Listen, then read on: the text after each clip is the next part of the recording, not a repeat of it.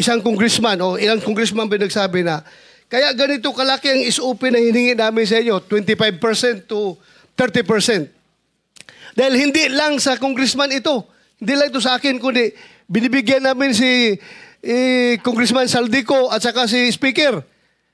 Alam ba nyo kung ilang porsyento dito napupunta kay Speaker, ilang porsyento napupunta kay Saldico sa 25% na ito? Wala po. Dahil ang narinig ko lang po ay para lang po kay Saldico at kay Speaker. Yun lang po ang narinig ko, yung 25%. Pero wala na po akong idea sa iba. So, ma-presume natin by this committee, you want to make us believe that yung 25% na binigay mo doon sa congressman, lahat yun mapupunta kay Saldico at kay Speaker o mayroong naiwan sa kanya? Narinig ko lang po sa bibig po ng mga kausap ko na mga politikong personal ko pong nakausap. Kasi yan po ang lagi nilang pinagyayabang.